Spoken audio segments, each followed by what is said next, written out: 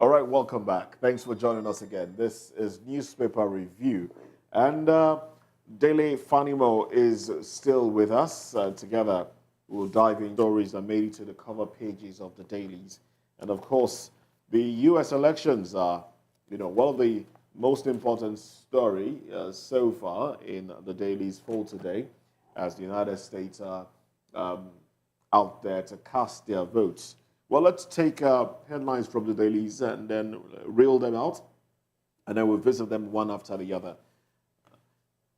Okay, so from the Punch newspaper, we have nationwide blackout as grid suffers 10th collapse in 2024. Generation drops to 0 megawatts. 22 Gencos affected nationwide. Partial power in Southwest. And then the window headlines, eyes on swing states as Harris, Trump battle for U.S. presidency. Deregulation not licensed to blend low-quality products. Dangote. Edo governorship poll. Khan meets Ayedatiwa declares 3-day prayers. Debates. APC, PDP bicker over candidates' performance. And we also have over 300 billion naira lost in protest. Chetima tells released hungry miners. All right, he tells them about their actions basically led to the loss of over 300 billion naira. Stakeholders hailed reversal of 18 years policy for varsity admission. This is a little bit confusing because the Daily Post, or the Punch, I beg your pardon, no, the Daily Post has it that the 18-year policy still stands. Oh well. Lagos driver flees after setting LASMA officer on fire. Sex tapes. Equatorial Guinea installs CCTV in offices, suspends officials, I beg your pardon. All right? And moving away quickly to the Guardian newspaper. Cash and carry. Public engagements, debates fading as vote buying rules polls. That's from the Guardian newspaper. All right? Still on the Guardian newspaper, 16-year-olds now eligible for tertiary education as FG reverses age policy. Sokoto LG chair alleges 1 million naira youth inducement from new terrorist group. This should be of major concern, actually. Yes. Minors freed on humanitarian condition, says FG, as NAPS offers scholarship. Rising energy demand, vandalism affecting grid stability, says experts. FBI warns of disinformation as Trump gives conditions to concede poll. Deregulation not licensed to blend off-spec products, says Dangote. CJN laments rising vulnerability of Nigerians, firms to cyber attacks. FG pledges to cushion hardship, boost MSMEs. All right, these are some headlines from the dailies, the Punch and the Guardian newspaper. We just might take a few more before we start analyzing the headlines that we have with us. Now, from the New Telegraph, we have these headlines. Nigeria plunged into darkness again as national grid collapses, fourth time within a month. Court, hashtag end bad governance protest. Court terminates treason charges against protesters as FG withdraws. And then we have sub-writers to that story. Go.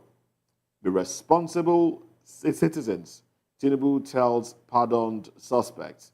Laments over 300 billion naira lost to protest.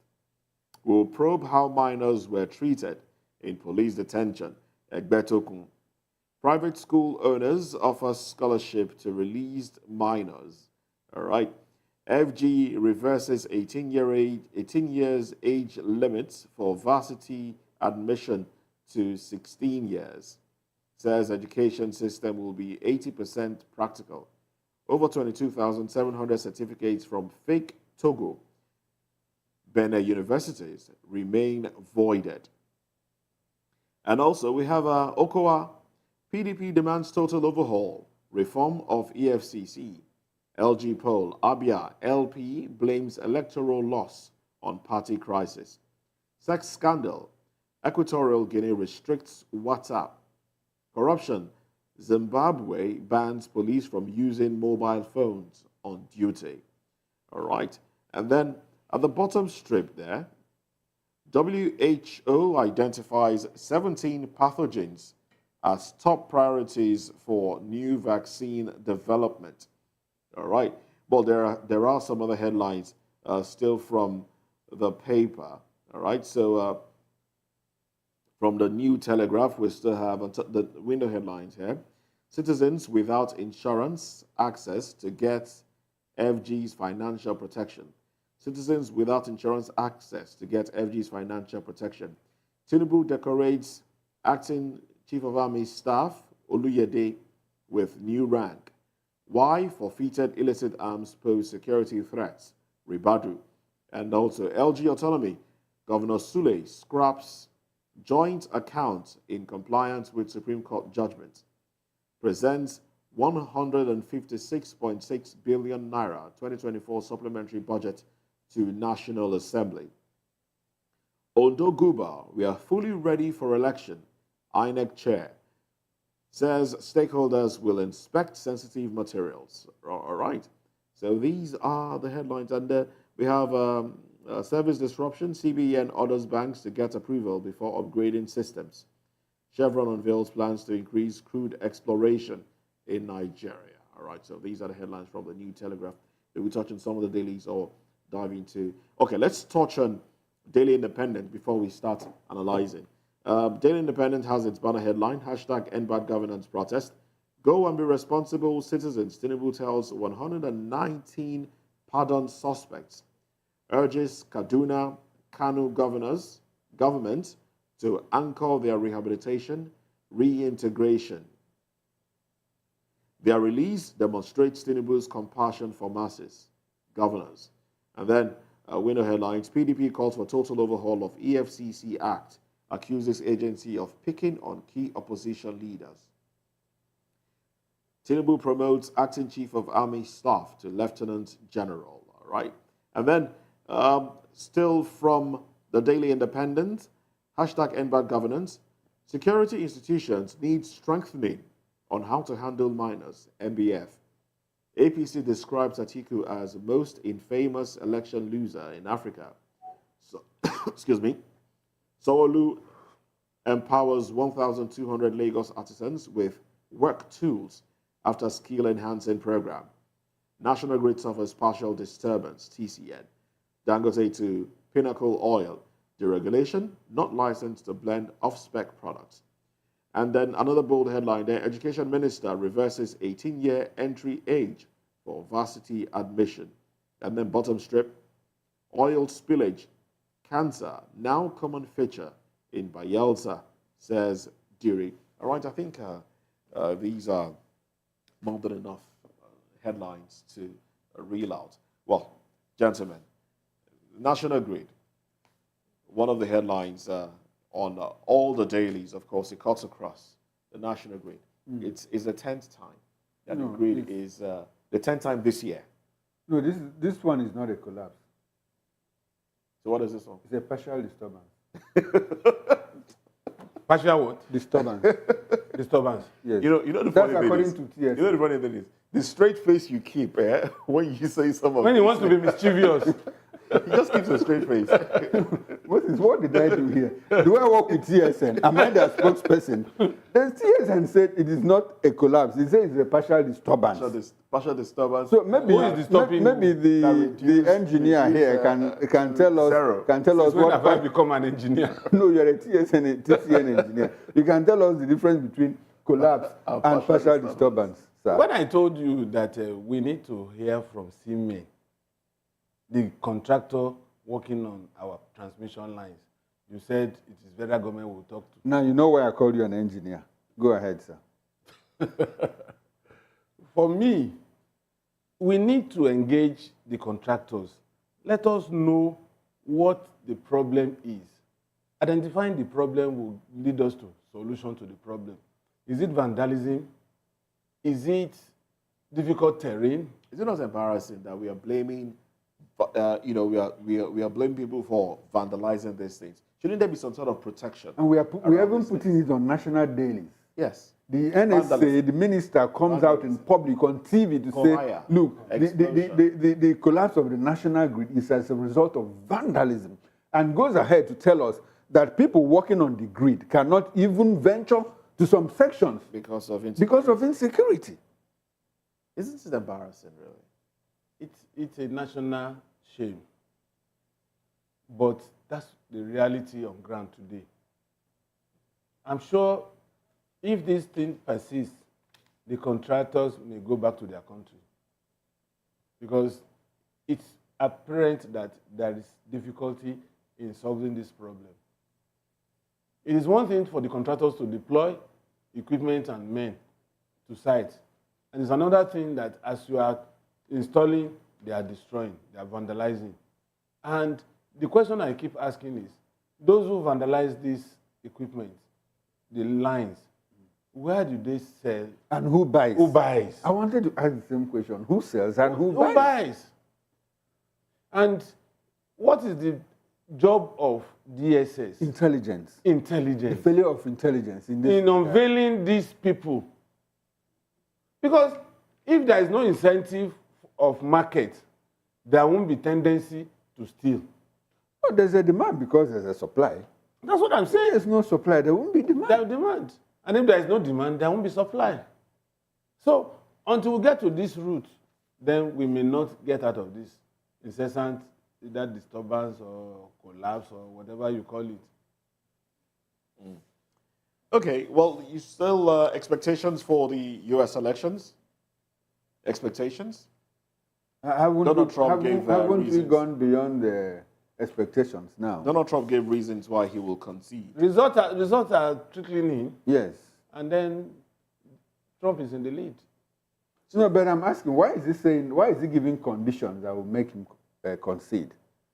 Okay, in the event that he loses, abracadabra happens and he loses. You get the point. So when we talk, But this is not the first time he will be saying that. No, this is not the first time. Yes, it came up. So is he about 2 months apprehensive? ago. Is he apprehensive? Yeah, you know, course. but like any politician, should be. And given the fact that it's been very tumultuous, you know, Of course. the election itself. It was too close to call until about 2 days ago.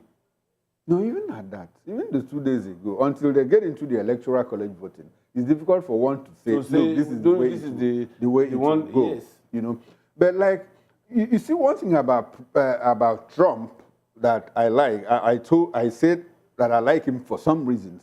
One, he's a nationalist. You know, two, he's very unpretentious. He doesn't pretend. No, he doesn't. You know, look at what happened on January 6, 2020. You know, I think he's giving those conditions at the backdrop of what happened on January 2020. That so that he will not be charged with the kind of charges against insurrection that thing was unheard of in the history of America in the past 100 years or so. You know, that someone will lose an election and he will unleash rioters into the streets, into the Capitol, you know, to go and protest against an election. The result of an election. The result of an election. You know, and they almost took him in because of that. But as smart as he was, well, the system protected him somehow. Was he really smart in that? Those who are his Look at how protected him. Exactly. You know, and they didn't allow the full weight of the law. To come after him. Yes. Because if they did, I'm not sure He won't be on the card today. He won't be on the ballot. You know, but like the thing is that it's one thing to win an election, and another thing is to push forward the frontiers of democracy in the world, with America, you know, taking the front seat. See, I still quarrel with this stance that America is the bastion of democracy. Well, we talked about you know, their democracy. If I have the whole America loopholes supporting me, and then some people in a concave or a coven or whatever, and then I have only 270 and I'm coasting home. Even as a loser, So what is the point of even going to the ballot? No, when we talk about America being the bastion of democracy, we'll say it in the light of the fact that, look, they have been in the front lead for a very long time, pursuing democracy, trying to install democracy. If you want to trace the root of democracy, we should be tracing it to Greece. To Greece, I know Athens and all of that. Yes. But America is more like, at a point, we had the primacy of America in global politics. Yeah. So that is why they are the one pushing, and more like a global policeman. And at various times, in different places, they have tried to install democracy, especially when it their suits interest. them, especially when it suits their interest. Yes. Because they have not been very pushful in that regard when it comes to places like the Middle East, Saudi Arabia, and all of that, where America has over time preferred instability, when it suits them. And anytime I talk about America and Saudi Arabia can we give them that Trump, toga of world police? Yes, no, they have been. Are they policing? Yes, they have. Yes, they have been. Yes, we can. Because you cannot divulge interest from politics. If you are I wanted to say something about in the light of your own enlightened selfish interest, then are you policing the right way? No, Dele, you cannot remove interest from human activities. Anyhow you go about it, interest must be protected. But I wanted to talk about how Trump handled the issue of Kamal Khashoggi, the Saudi who was killed in Turkey. Was made to disappear. To disappear, And you see how that thing died? How it But there died? was no trace now. The mean by body the- was dissolved in chemical. Nobody could. You can't press a charge of murder if there is no corpse. Dele, you can't say that. You can't say that. Everything was very clear. The role played by Saudi Arabia, the role played by Turkish embassy, yes. the Prince of Saudi and all of that. Trump was clearly overly protective of the Saudi kingdom. Because at a point, Trump was asking a question, do we have to trash a $20 billion deal because of one individual? He said it in the open. And people cringed.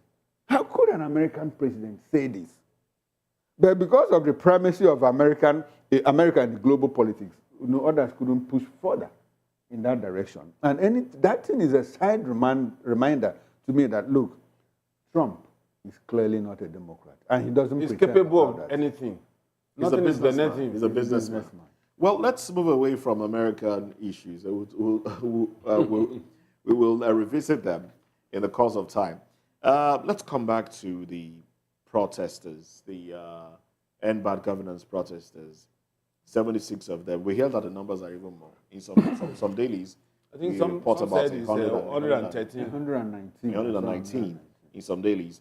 But they've been handed over to Their governors. their governors. Kano State Governor has taken over some of them, and then the vice president, representing the president, gave a speech. Let's So take what an it means is excerpt. that the protest will not hold on Friday.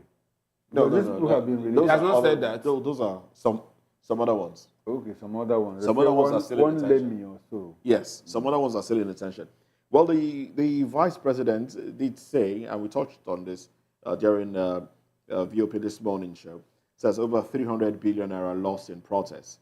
Shatima tells Hungry Miners. Let me take an excerpt of his statement there. He started by saying that the president, as the father of the nation, is giving these young men another chance to become responsible citizens who will make a positive impact in a drive for a better Nigeria. And then he goes on.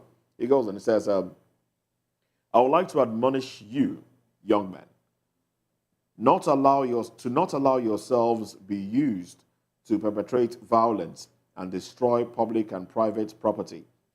Over 300 billion naira was lost in the protest, consisting mainly of private property and loss of business. Of these, 76 were from Kano, and 73 have now been handed over to Governor Yusuf. All right, so can this still be said to, amount to treasonable? Because it's now taking a different toll. The tone of the VP is giving me the impression that there was nothing treasonable in the first place. It was destruction of properties, and they've been made to, they've been taught a lesson by keeping them in detention, regardless of the fact that a lot of them are minors, a lot of them are underage, but they've been kept in detention to be taught a lesson. And now, we're not even talking about treason. We're not talking about wanting to topple the government. It is now, properties were lost. Don't do that anymore. Go and say no more. What does this say about the system? I'm going to address two issues here. Go ahead, please. The first one is this 300 billion.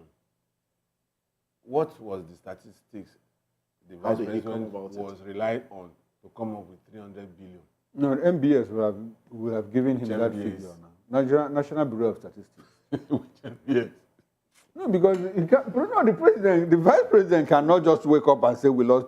He must have arrived at that figure with some inputs, put Private together properties. by. How can he determine? Your Senate president once said that mercenaries from abroad came to kill those soldiers in Ugeli. And the next day, the principal actor came up on video to say nobody came from anywhere. We killed them because of these reasons and these reasons. So NBS did not provide, DSS and the NI didn't provide intel to the Senate president. The thing about intelligence is that the figure is always less than the sum total. No, I am asking you that if a whole Senate president... But I think I have answered you. Probably the Senate president had a different intelligence provided him by another agency, while we had another agency say this. You can't rule out the fact that MBS must have supplied that information. Well, I can absorb your point, your sarcasm. But then, let's be realistic about these things. People just bandy figures, and this is one of the reasons why we are where we are today. At your own convenience, you can come up here now and tell us that Nigeria's population is 240 million. Nobody will question you. The next morning, you come here and say, it has increased to 250 million. When was the last census? Who captured birth, death, and some other issues to arrive at what we are arriving today? 6 months ago, it was 220. Today, it's 235 million. So when you don't have statistics, when you don't have, how do you plan? But does that matter now? Does that matter? It doesn't really matter. Statistics. You can always bandy any figure and then you fly with I'm it. asking. It matters. No, Because for instance, if the insurance company, if they had insured some of this property that were in flame during that crisis, how do you now justify that 300 billion? If the valuators in this insurance company had come up with a different figure, then the presidency will be a laughing stock. We shouldn't just come up with figures at random. No, you see, I want us to get something straight here. I think it would be we'll be doing a disservice, to the country if we sit down here and think that the vice president just bandied a figure. This protest took place over 90 days ago, and we don't know what went down the line. Figures must have been computed, questions asked, supplied, before the vice president could come up to say, we lost 300 billion naira due to the protest. Let us even take it for granted that he is right, or that he is near being right. How does that impact the economy? And the question will be, of all those monies that we didn't lose before the protest, what have we done with it? Because our president also came out to tell us that, look, Nigeria is nearing bankruptcy. What do we do with the money that we have? And that should be our major concern. This is a country that has said it has serviced external debt and reduced it by 67%. From 98 to 67. From 98 to 67. Yet we are nearing bankruptcy. We are now nearing bankruptcy. So this is to tell you that there is no base for pushing out narratives. If you task this vice president now to explain some of these figures he's banding about, he will not be able to explain. Because there's nobody anywhere. I appreciate the fact that there was a time you were out of this country. So maybe something that's been injected into your system that will not make you be a complete Nigeria, to understand that this is what this is what happens. Do I have to doubt everything that government says to be a complete Nigerian? I've not said, but the ones that are doubtable should be doubtable and should be doubted. Okay. Okay. Now, there's a story here that is of major concern to me, and I think it should be of concern to all Nigerians. We've been battling insecurity for quite a long time now. Children that are of 15 years and maybe slightly above would say that they've known of insecurity in Nigeria since when they have been born. Born, of course. Now, we hear that there's a new group in Nigeria.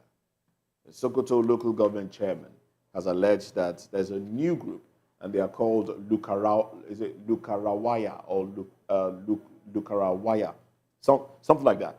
And they are inducing youths around Sokoto to join them by giving them $1 million naira each. And this group is said to have come from Libya.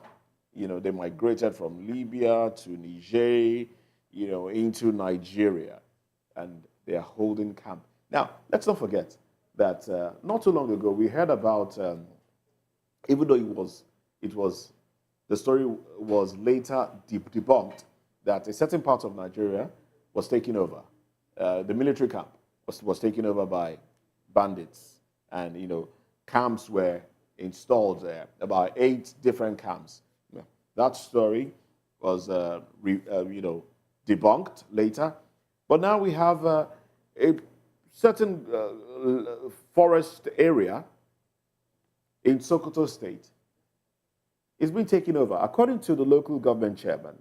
It's been taken over. The chairman of Tangaza local government of Sokoto, Alhaji Isa Salihu Kalenjani. He was the one that raised the alarm of, you know, this occupation of a forest across 5 council areas of the state, and the forest shares border with Niger Republic as well, where these individuals have taken, you know, pitched their tent, and they are inducing youths to join them, giving them 1 million naira each.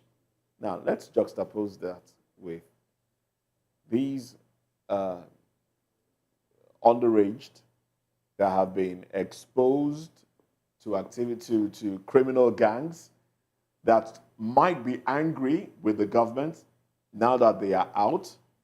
Do you think if they are offered a certain amount of money, they would not carry guns against the state, You see, against Nigeria? My surprise is how could you entice somebody with 1 million, an individual, to join a sect in that environment?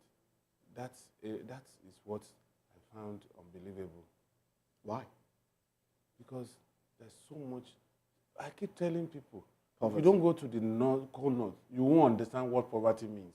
And you don't think that's enough reason to get them It's to want too to much. join forces? It's too much. You think it's too much? It's too much. What, 1 million? What will it do with that 1 million? To go to town, to go and shop, or what? Do you know that some military officers that were in the theater of war, I mean, this south, northeast, Sambisa Forest, they tell you that when they capture these Boko Haram boys, the only thing you see with them is a loaf of bread and sardine. That's what you see, not even cash. So, for these people to extend 1 million gift for somebody in that remote area to join a sect, that, to me, should So you don't believe the story? I don't want to believe that. But that they are recruiting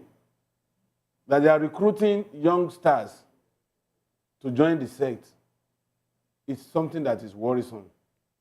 Because the military apparatus in this country has been overwhelmed to the extent that they fight battles in all fronts. They are in they are in northeast, they are in northwest to fight bandits, they are in southeast, they are almost everywhere, you know. And soldiers are supposed to battle external aggression. Ordinarily, the police should take care of internal security. But unfortunately, we have an inept police system that will not even do the job they are supposed to do. and even the best of the policemen around had been shared among politicians as security is carrying bags. So now we have a very difficult situation at hand. And then this particular group that is coming up again is adding to our problem. And coming from that flank will border Niger. And that's the route to Libya, where there is massive proliferation of firearms. So when you have all that, then it's like we are being hemmed from all fronts. Sects coming from Sokoto, sects coming from Borno. It's a very tasking thing. I think government should be proactive in ensuring that that particular sect is knit in the board. Exactly. Then I wanted to comment on the fact that you look at 1 million naira as big money. It might not be. You know why I say it might not be? To you and I, it's not big. No, even to those people. Do you know why I say so? One is an inducement that is aimed at taking over your mind and brain. Instantly. And considering the fact that it is not a Nigerian thing, it is an infiltration, and you have sponsors. Recall that we still have ISWAP, Islamic State of West Africa, embedded in Boko Haram, and also in that region. Yeah. You know, there is so much illicit money, illicit financial flow out there, you know, coming from some parts of North Africa, the Middle East, you know, into this region to militarize it and ensure, you know, when people talk about the conspiracy theory, when people talk about an agenda, you know, and you begin to connect the dots, you know, you begin to put a thread, you know, into the noodle, you are able to sew these things together to make a whole. So I will not doubt the fact that 1 million naira is being, you know, like carrot, is being dangled. Yes. Yes, you know, to ensure that these people are perpetually, you know, to, how do they put it, to radicalize them completely, you know, so that no matter what the government does on the reverse side of it, the people are already saying, no, we are here and we are here. Now, that said, I would also like to talk about how we ignored the warnings that came from Boko Haram. That was how Boko Haram started. Yes. We have learned now that, look, like you said, we need to nip this thing in the bud now. Boko Haram was ignored. Intentions, good intentions, you know, by people like Obasanjo. Obasanjo probably felt that, look, this whole thing will just fizzle out. You know, the whole thing, but it didn't fizzle out, and it's still festering but no state government up until this moment. Swat of land to this sect. I mean, you know, and you know, it was at that Yusuf moment was too. in government. It was at that point. Yusuf was a commissioner for religious affairs. Oh, well, I can't recall, but yes. I recall that it was at that point. He resigned to join the sect. You know, Obasanjo ignored Ahmed Sani, Yerima, when he talked about the Sharia thing. Yes. Yeah.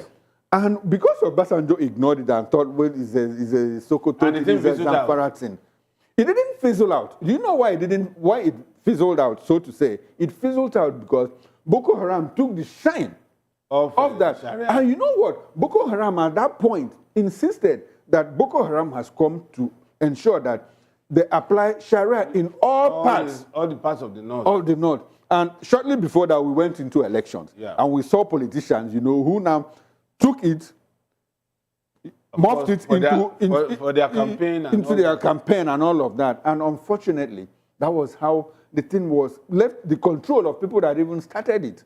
And this is what we have today. So the government should do well to ensure that, look, this new sect that is coming, whether they are being given 10,000 naira or 1 million naira, it should not be allowed to fester. Because we already have enough in our hands and we cannot accommodate another sect again. All right, and well, there are news. I mean, there's news coming from the U.S. elections. We hear that Trump is in the lead. There's a wide margin, over 50,000 votes for Trump, and some people are happy. 50,000 votes? Yes. You're talking about 50 million votes?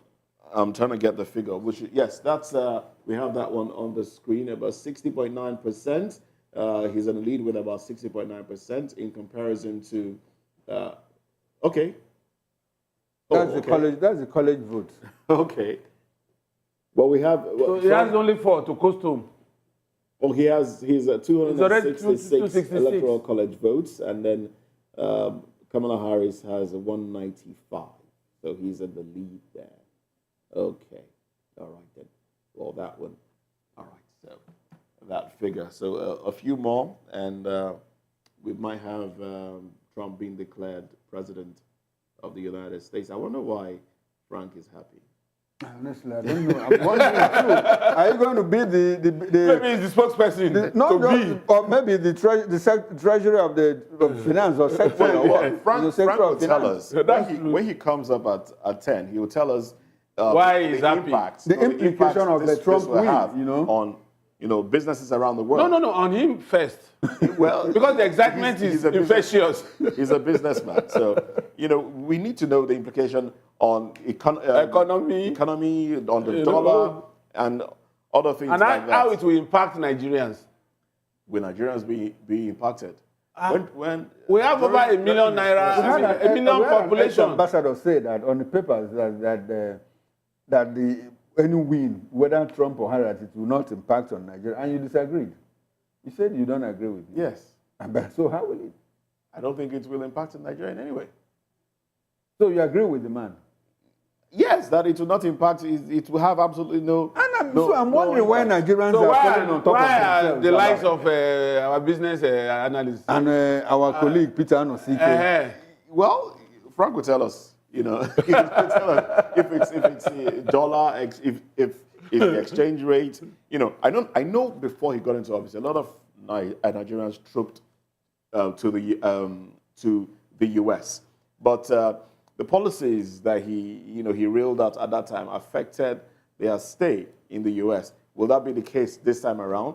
Will migrants be able to move around freely in the U.S., especially those without complete papers? Is he going to continue with the war? Is it going to and extend it and all of that? Or is he going to say, hey, IMF, you and World Bank, stop prescribing policies for Nigeria and all of that? Is that going to happen? Or they can even push their forgiveness. Forgive us. Yes. Maybe And that's he's what Frank I like has in your mind. faith. and he's going to stop. Hey, Boko Haram, insecurity, stop in the north. Stop killing Biafran, stop killing IPOB and all of that. From Business Day, there's a headline that speaks to that. It says, immigration tops Nigerians' concerns as U.S. elects new president.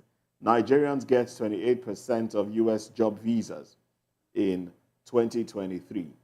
So if his policies will affect immigrants, then it will have an impact on Nigerians. I wanted to say that when you say it won't have any impact at all.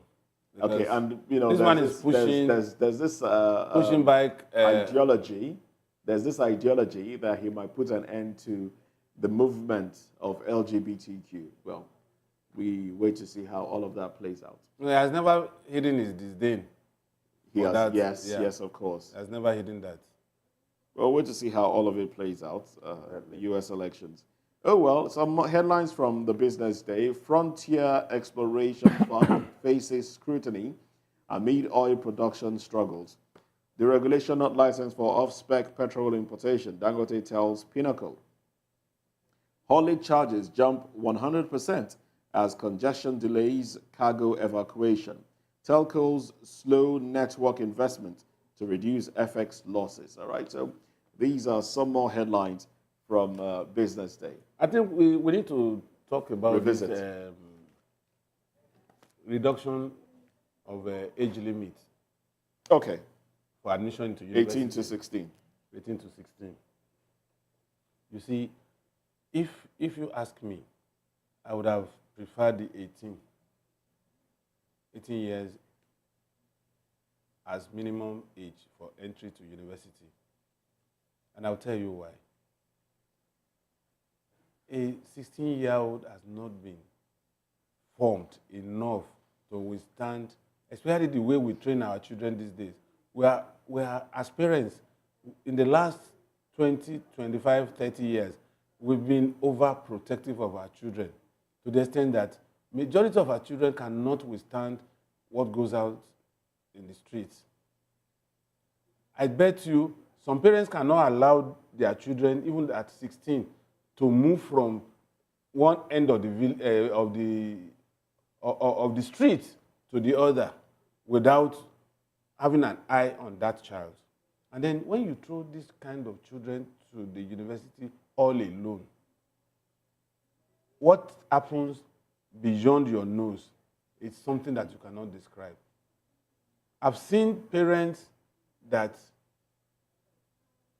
when they get to campus, when they see their children, they find it difficult to identify them because it would have changed completely. But if you are matured before you get to university, university is a place where you have the right to be on the left side or the right side. So for me, I feel that 16 is not the ideal. I think 18 would have been the ideal. And if you look at this education system, you're supposed to be 6 years old before you get to primary school. By the time you are leaving primary school, you're supposed to be 12. When you add the 6 years in secondary school, GSS and SSS, it becomes 18. So if we short circuit some of these, you're not likely to get a well-rounded adult. Well, some will disagree with you on that one because we've seen young adults get into school at a tender age, and then they find a way to manage, and they come out and they're still. What is the fraction of this? Well, we see it happen. Anyway, there are geniuses too. There's a breaking news. Chief of now former. He's still the chief of army staff. He's still the chief of army staff. I'll read Lagbaja. All right then. Okay. Thank you very much. Can we? Well, the chief of army staff, Tarid Lagbaja, has been confirmed and declared dead. That's the news that we are getting. Well, we do know that sometime yesterday, the president upgraded Major General Olufemi Oluyede to the rank of Lieutenant General, and still in the capacity of acting, but what this simply means is that he will assume position as the new Chief of Army Staff. Quite an unfortunate one there. It's been reported in all the dailies right now.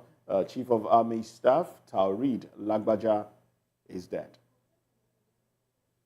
Now, what does this say about the rumor that broke earlier? What does this say about the sacking of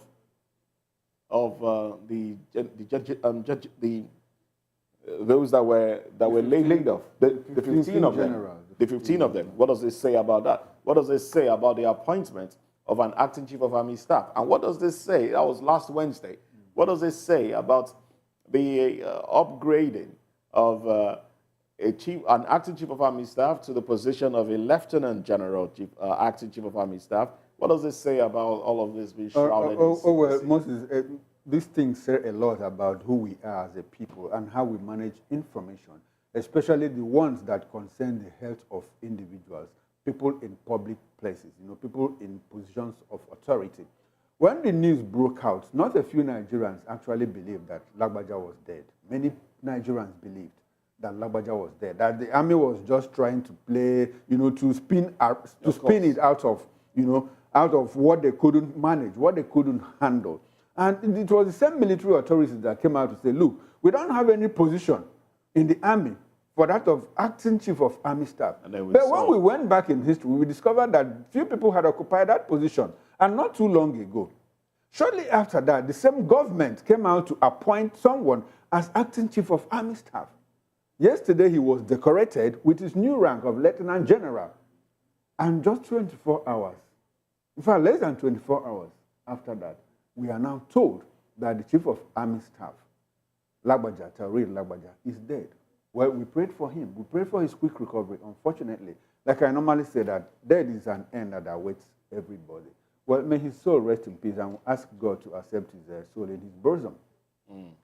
Well, my heart goes to the family and loved ones that he left behind. And sometimes, when we were going home yesterday, we were discussing this matter, and you ask yourself, the vanity in life. This is a man that walked through the ranks from NDA to climb to the zenith of his career, and just when he's supposed to retire to a blissful home, now he answer the call. And whatever he has in plan, maybe for the rest of the year or afterwards, has died with him. And that's why some say dreams die first. It's unfortunate. And at this time, I think we need to just condole with the families and friends rather than debate over who is right or wrong. I think this is a mourning period for the Chief of Army Staff, the nation to have passed on at this time when we needed his service most. So may his soul rest in peace. All right then. All right then. Well, as we coast home as well, we hear that Benjamin Netanyahu, Prime Minister of Israel, has congratulated Donald Trump as he's in the lead. Well, Benjamin Netanyahu put out a message on his X handle. We have that one on the screen. We like it. Let's have that one up, where he congratulated Donald Trump. Yeah, that's it. He says, "Dear Donald and Melania Trump, congratulations on history's greatest comeback. Your historic return to the White House offers a new beginning for America and a powerful recommitment to the great alliance between Israel and America. This is a huge victory. In true friendship, yours, Benjamin and Sarah Netanyahu."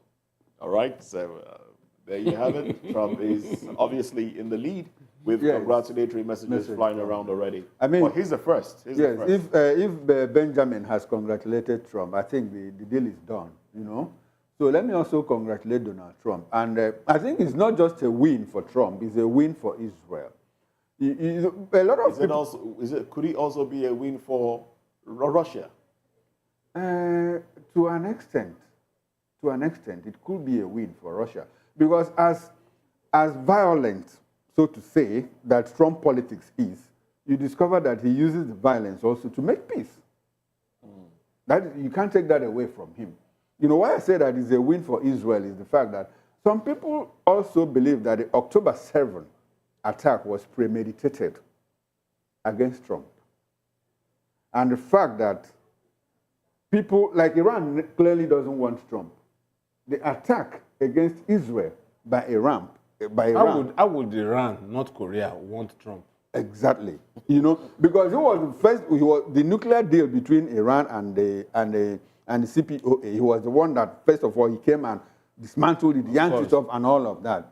So it's a win for Israel, because the Biden presidency has been tiptoeing around the crisis, not being very firm about it. But we want to see, or would like to see, how Trump manages that conflict to de-escalate it and ensure that, look, there's a peaceful resolution. And another thing I would like to say is it possible that in the 4 years of Trump presidency, we can see a two-state solution to the Israeli crisis, Israel-Palestinian crisis? Well, that's what I expect to see. We'll wait to see. Wait to see what plays out. So, Trump, this truly is a historic... With the victory of Trump, America has gotten back its muscles.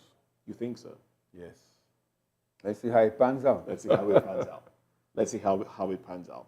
Because a lot has changed from when he was there during his first term in office. A lot has changed. But it's also wiser now.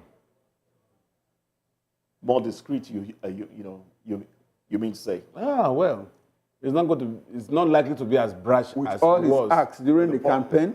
This is that's social drama. media to put out. Drama is different from governance and all. Drama is different from. You'll see it happen. I predicted the victory of Trump about 3 months ago. So you're feeling like a prophet now? Am I not? All right then. Well, let's bring it back home now. Let's bring it back home. We do understand that there was a little bit of an uproar in some parts of Lagos. I hear it was mine too, actually. I think I said Oshodi earlier in the day. I saw the video where a traffic officer was set on the driver actually set his vehicle on fire. Had to go through that story. He actually, he was stopped for traffic infraction. Yeah, so he doused his vehicle, and I think part of it touched on the last bomb officials, and then he set the vehicle on fire, to prevent them from arrested. You see, these are times where people are having to bend over to continue working. The price of petrol, the price of goods and services is off the roof. People are having to, do the most to to stay afloat. And I personally think our enforcement agencies, LASMA, FRSC, they can do better other than impound, arrest. They can do better. They can caution. I think there should be emphasis on compliance and not punishment. They have turned FRSC and LASMA to a revenue agency. That's not what they are supposed to do. But that's what they are. They're not supposed to focus on revenue generation. The point at which you impose fine is when you see a recalcitrant driver or road user, but not when somebody commits an honest mistake. First encounter with an individual, and then you're impounding. People are hungry. People are hungry. People are no longer hungry. They are hungry and angry. Oh well, you want to?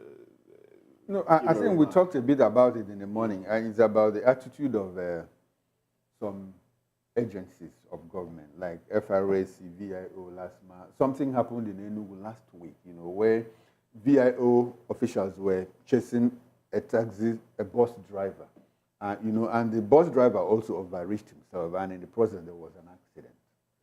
Nobody died, but the injury that the VIO officials sustained, if you ask me, it's needless. It's needless, and I don't know how that woman will survive the rest of her life. That if she doesn't die from that injury, but at the spot she didn't die. Her body was dismembered, her legs were dismembered, mangled, and all of that.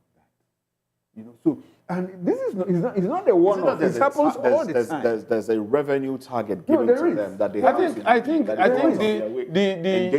aggression they put into revenue generation shows that there must have been a target. No, there's always a target, and they also have a commission. They have a percentage on that. These things are not. And you know that sometimes they even outsource revenue generation. For LASMA, I understand that there is a particular. But we're absolutely out of time. We're absolutely that they outsource the revenue so generation. Public officers should be mindful of their conduct, especially when engaging with Nigerians who are already hungry and, like Dele said, angry and aggrieved in so many areas. So many sectors of our national life. You should apply wisdom, in dealing with people, so that at the end of the day, you will not be at the receiving end of the aggression. Transfer the aggression for that matter. Yes, you can do a lot better. Well, that's it on the show. Big thanks to you, Dele Afanimo, seasoned reporter of VOA in-house analyst. Thank you very much, Chikuma Okoro. I am Moses Humphrey, wishing you a beautiful time. Stick around.